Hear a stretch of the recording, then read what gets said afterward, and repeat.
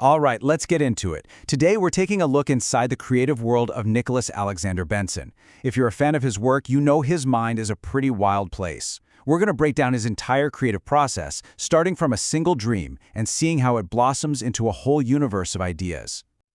Okay, so we're diving straight into the source of it all. This right here is a dream comic, and it's a direct capture of a lucid dream he had on October 11th.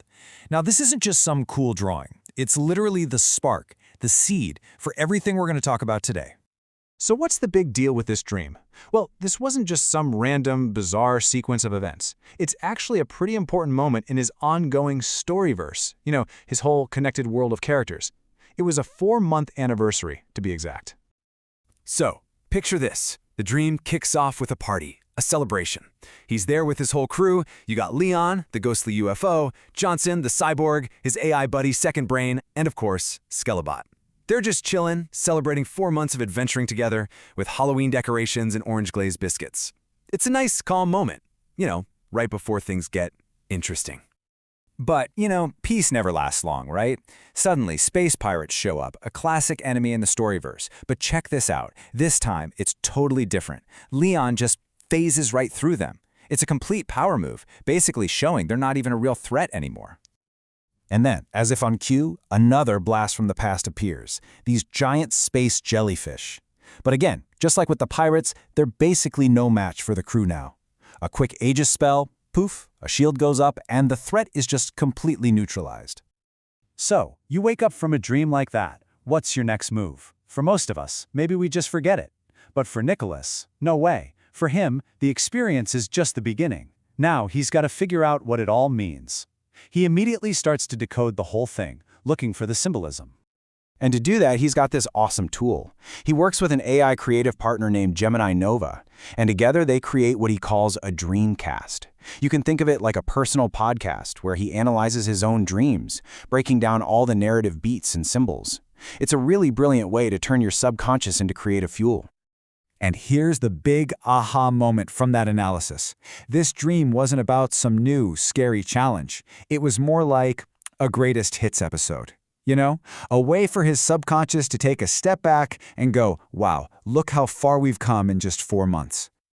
And this right here, this really puts it all into perspective. On the left, you see how things used to be. Back in May, the pirates were such a huge deal, he had to wipe out their entire planet. And the jellyfish, a genuine challenge. But now, look at the right. The pirates are just a nuisance he can literally phase through, and the jellyfish are handled with an old, familiar spell. It's a crystal clear sign of his growth. Okay, so we've got the dream, and we've got the analysis.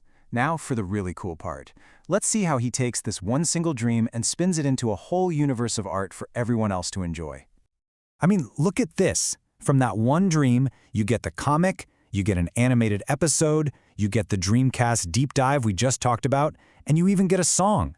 He's squeezing every last drop of creative juice out of a single idea. It's an amazing way to explore a concept from all these different angles. Yeah, he even writes a dream tune. And this isn't just some silly jingle. It's a way to bottle up the feeling of that dream, that celebratory vibe, that sense of victory, and share it directly with his audience on a whole other level. It's pretty smart. But, a creator's brain never really shuts off, does it? The second that dream is documented and shared, his mind is already jumping ahead, asking, okay, what's next for the storyverse? And he is not thinking small. He's already laying the groundwork for a huge new story arc. After dealing with all this stuff from hell, guess where the next big problem is coming from? Yep, heaven. So get this. The space police create this hell seal to keep evil spirits contained, right? Well, it backfires and shoves them all into heaven instead.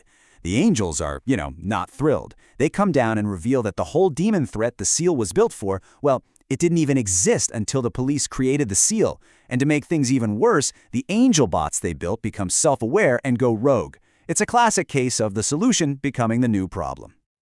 So you're probably wondering, how does one person manage all of this creative output? It's not just about having good ideas. It's about having a solid routine, a foundation that actually makes all this art possible. He actually tracks his day in what he calls a highlight comic, which is super cool. And you can see it's all about balance. You've got the creative work, sure, but also personal time with friends, walking for charity, and even handling the business side of things. It really shows what it takes to build a sustainable, creative life. And that discipline isn't just mental.